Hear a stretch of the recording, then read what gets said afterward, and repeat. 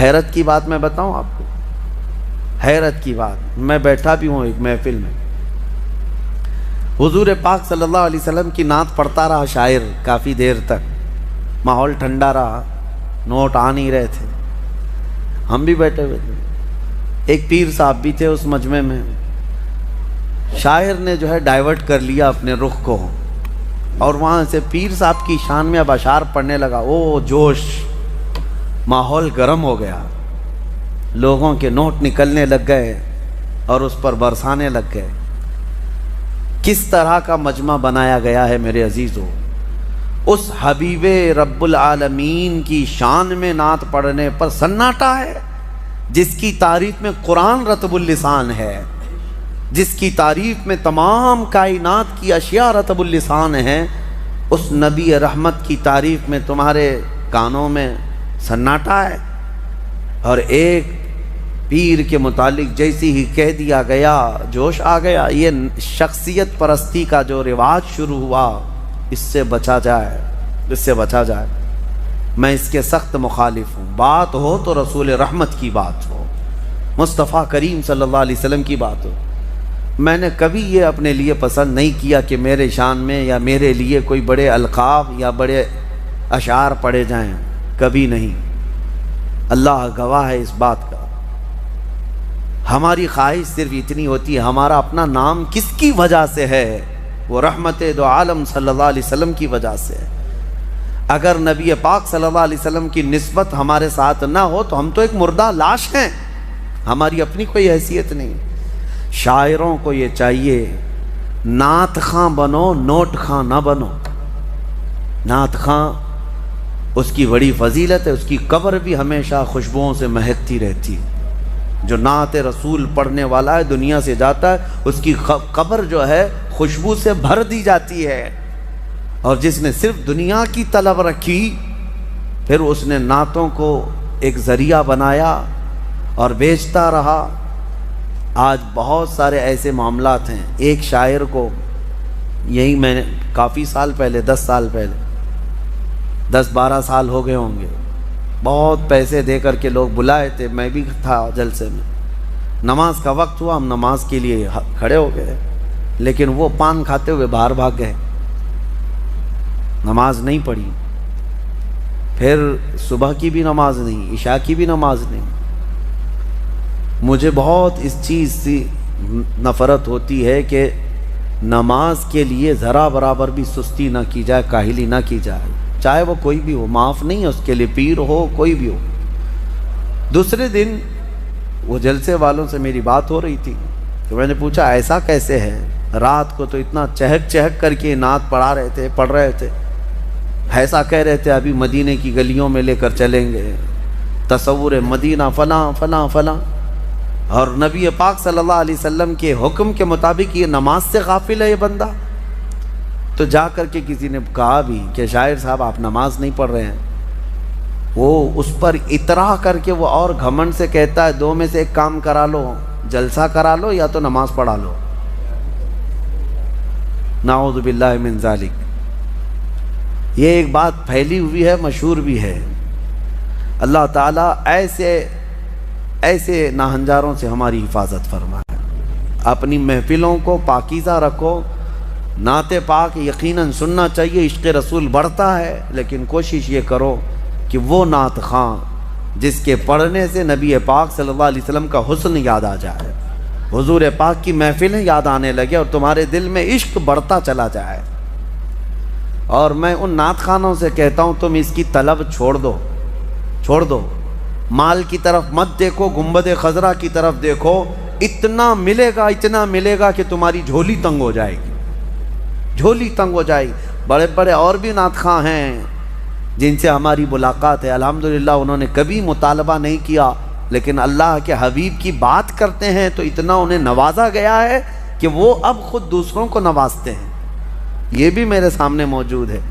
میں ان سے کہتا ہوں کہ تم طلب مت رکھو، میرے آقا جو دیتے ہیں ان کے دربار سے جو ملتا ہے وہ بہت ہوتا ہے، بہت ہوتا ہے۔ سورہ جو ہم نے تلاوت کی چونٹی کے نام سے سورہ ہے، نمل چونٹی کو کہتے ہیں، اور ایک واقعہ اس میں ذکر ہوا ہے حضرت سلیمان علیہ السلام کا کہ اللہ تعالیٰ نے سلیمان علیہ السلام کو ہر جانور، ہر پرندے کی بولی سکھائی تھی۔ وہ اللہ کے نبی سارے پرندوں کی بولیاں جانتے تھے۔ ان کا ایک واقعہ بھی موجود ہے کہ وہ اپنی مجلس جب سجاتے تو سارے پرندوں کو، سارے جانوروں کو حاضر ہونے کا حکم دیتے، سب آ جاتے۔ ایک مرتبہ سب کو حاضر ہونے کا حکم دیا، جنات بھی، انسان بھی، پرند بھی، چرند بھی، جانور بھی، سارے پوری محفل کو دیکھتے ہیں۔ سلیمان علیہ السلام نظر ڈالتے ہیں اور کہتے ہیں اس میں ایک پرندہ غائب ہے جس کا نام ہدہد ہے، کہاں ہے یہ؟ وہ نظر نبی کی نظر ہے، امتی تو سب تھے لیکن جانوروں میں سے ایک پرندہ حاضر نہیں تھا۔ کہتے ہیں کہ مالی لا ار الہدہد، کہاں ہے؟ میں ہدہد کو نہیں دیکھ پا رہا ہوں، کہاں گیا ہے؟ اگر یہ غائب ہے بغیر بتائے، لأعذبنہ عذابا شدیدا، میں اسے سخت ترین سزا دوں گا۔ اگر وہ میرے بغیر بتائے گیا، کلاس سے غیر حاضر ہو رہا ہے بغیر بتائے۔ تو سلیمان علیہ السلام نے جیسی ہی کہا، سبوں نے کہا کہ اے اللہ کے نبی وہ غائب ہے، مجلس میں نہیں ہے۔ تھوڑی ہی دیر کے بعد ہانپتا کانپتا یہ ہدہد آ گیا۔ ہدہد ایک پرندہ ہے، آ گیا، کہا اے اللہ کے نبی معذرت، مجھے معاف کریں، میں اڑتے اڑتے ایک ایسے وطن میں گیا تھا جہاں میں نے ایک عورت کو دیکھا کہ وہ بادشاہ بنی ہوئی ہے لوگوں کی اور وہ حکومت کر رہی ہے، اور اس کا حال یہ وجدتھا وقومھا یسجدون للشمس، اس کی پوری قوم جو ہے سورج کی عبادت کر رہے ہیں۔ پرندہ تعجب کر رہا ہے لوگوں پر، پرندہ تعجب کر رہا ہے، سورج کی پوجا کرنے والوں کو میں دیکھ کر کے آیا۔ وہ پرندہ ہمارے ملک میں آتا تو کتنا تعجب کرتا، کیا کیا پوجا کر رہے ہیں۔ وہ پرندہ یہ سبا بلقیس ملکہ تھی، یہ رہنے والی تھی یمن کی، اور حضرت سلیمان علیہ السلام فلسطین میں ہیں، اور یہ پرندہ یمن سے اڑ کر کے آیا اور کہا میں ایک ایسی عورت کو دیکھا جو حکومت کر رہی ہے اور اس کی ساری قوم سورج کی عبادت کر رہی ہے۔ ان کو عقل نہیں ہے اے اللہ کے نبی، اور شیطان نے ان کے اعمال سجا کر کے دے دیے ہیں ان کو، اور بہکا کر کے رکھا ہے، کیا بتایا جائے، سب گمراہ ہیں۔ تو سلیمان علیہ السلام نے کہا ٹھیک ہے، تیرا عذر قابل قبول ہے کہ تو ایک ایسی خبر لے کر کے آیا ہے، کیونکہ سلیمان علیہ السلام کی حکومت تقریباً پوری دنیا پر قائم تھی ان کے دور میں۔ تو اب جب ان کی رعایا میں اس طرح کی بات پائی جا رہی ہے، یا کوئی دور دراز کوئی عورت حکومت کر رہی ہے چند لوگوں پر، اور یہ پرندہ خبر لے کر کے آیا، تو حضرت سلیمان علیہ السلام نے کہا ٹھیک ہے جا، میں تیرے ہی ہاتھ اسے پیغام بھیجتا ہوں۔ ایک خط لکھا جس میں شروع میں ہی لکھا بسم اللہ الرحمن الرحیم۔ یہ خط لے کر کے اس کو کہا کہ جا اس سے کہہ دے کہ تو اور تیری قوم یہ سورج کی عبادت چھوڑ کر اللہ وحدہ لا شریک کی عبادت کریں۔ تو یہ خط جب گیا تو یہ ہدہد جا کر کے وہ ملکہ سبا بلقیس کے پاس خط چھوڑ دیا۔ بلقیس نے خط اٹھا کر پڑھا اور پھر ڈر گئی کہ سلیمان کی طرف، وہ بادشاہ تھے اس وقت کے، سلیمان علیہ السلام کی طرف سے خط آیا ہے۔ اپنے درباریوں کو بلایا، کہا کیا کروں، مشورہ دو۔ سبوں نے کہا ہم طاقتور ہیں، بہت لڑیں گے، دیکھا جائے گا سلیمان علیہ السلام کی فوج اگر آتی ہے تو ہم لڑیں گے، ماریں گے۔ بلقیس نے کہا نہیں، لڑائیوں میں نقصان کے علاوہ کچھ نہیں ہوتا، شہر کے شہر تباہ ہو جاتے ہیں، اگر وہ اپنی فوج لے کر ہمارے علاقے میں آئے تو سب مر جائیں گے، شہر بھی برباد ہوگا۔ ایک کام کرتی ہوں، اکثر بادشاہ ٹیکس کے لیے یہ سب کرتے ہیں، یعنی جیسے یہاں پر بھی ہوتا تھا کہ علاقے فتح کرتے تھے، اور اس علاقے کا جو نواب ہوتا یا راجہ ہوتا اگر وہ ٹیکس دینے لگ جائے تو چھوڑ دیا جاتا۔ تو بلقیس کہتی ہے کہ دیکھتے ہیں بڑے بڑے ہدیے، تحفے اور مال دے کر سلیمان علیہ السلام کو بھیج دیں گے کہ سال میں ہم لوگ اتنا دیتے رہیں گے، ہمیں چھوڑ دیجیے۔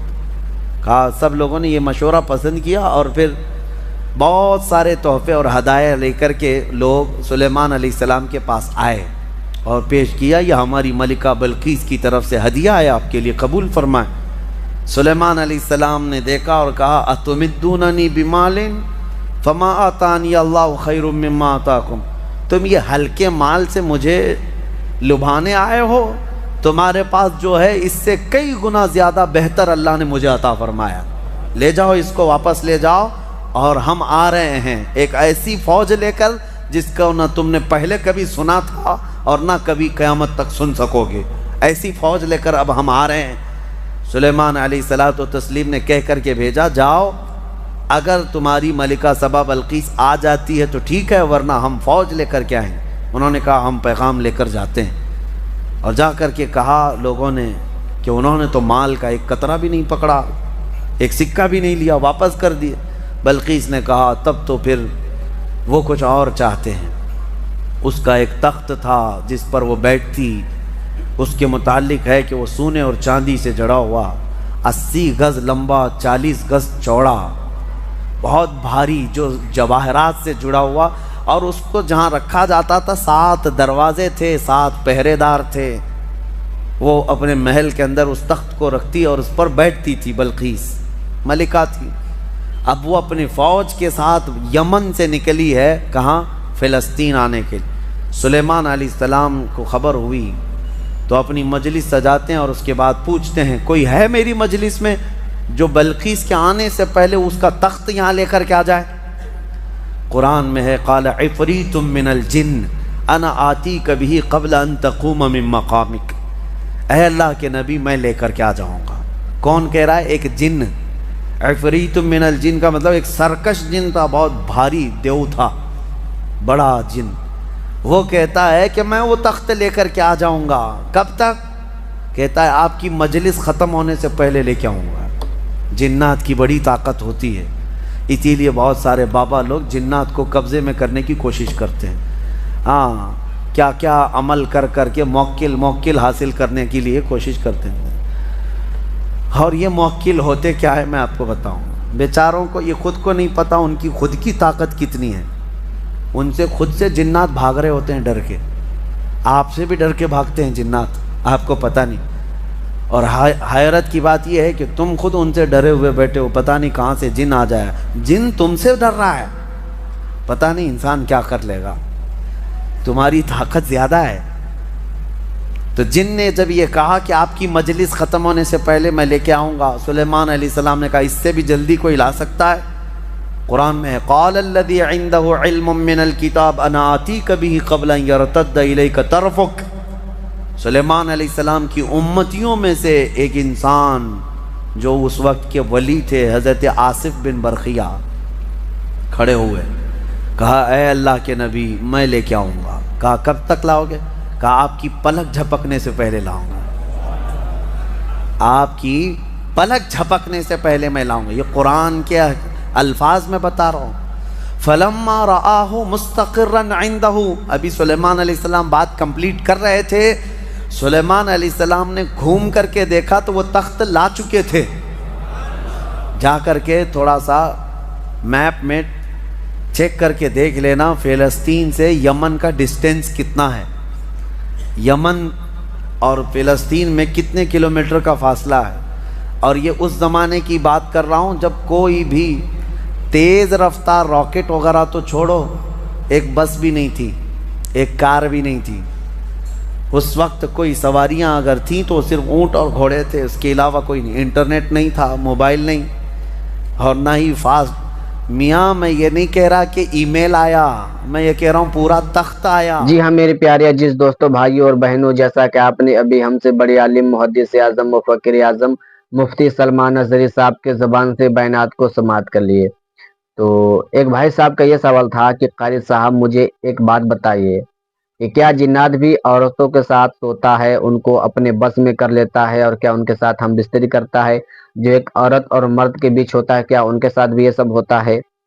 तो मुझे इस वीडियो में कुछ ज़्यादा बोलने की ज़रूरत ही नहीं है। अगर आप इस बयान को और मुफ्ती सलमान नज़री साहब के ज़बान से पूरी बयानात को समाअत कर लिए होंगे तो आपको अच्छे तरीके से मालूम चल गया होगा कि क्या जिन्नात भी औरत को बस में कर लेता है, अपने काबू में कर लेता है, और क्या एक मर्द और एक औरत के साथ जो होता है हम बिस्तरी, क्या जिन्नात भी उनके साथ करता है? आखिर इसकी हकीकत क्या है, इसकी सच्चाई क्या है, आपको अच्छे तरीके से मालूम चल गया होगा।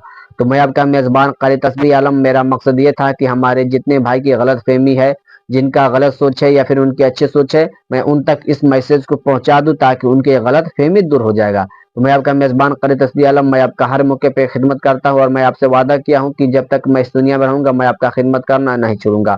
تو میرے پیارے ناظرین، جو شادی شدہ حضرات ہے وہی اس ویڈیو کو خاص کر کے دیکھیں گے، بچے نہ دیکھیں، اور اس ویڈیو کو ہر بھائیوں تک پہنچا دے تاکہ ان کو بھی معلوم چل جائے کہ کیا عورتوں کے ساتھ جنات بھی ہم بستری کرتا ہے۔ بہت سارے لوگ کو معلوم بھی ہے اور بہت سارے لوگوں کو معلوم نہیں ہے، تو اس کی وجہ کیا ہے، سچ میں کرتا ہے یا نہیں کرتا ہے، آپ کو اچھی طریقے سے معلوم چل گیا ہوگا۔ تو اور اگر آپ ہمارے چینل پر پہلی مرتبہ ہیں تو چینل کو بھی سبسکرائب کر لیں تاکہ اسی طرح کی ہر روز نوٹیفیکیشن آنے والی آپ تک پہنچ جائے۔ اور آپ اگر ابھی تک ہمارے ویڈیو کو لائک نہیں کیے ہیں تو ویڈیو کو بھی لائک کر کے دوسرے بھائی تک شیئر کر دیں تاکہ ان کی غلط فہمی بھی دور ہو جائے۔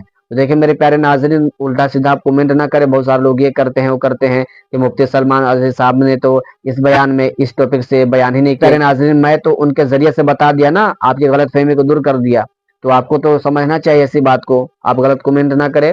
تو ویڈیو کو شیئر کر دیں۔ السلام علیکم رحمۃ اللہ وبرکاتہ، پھر اگلے ویڈیو میں ملتے ہیں، خدا حافظ۔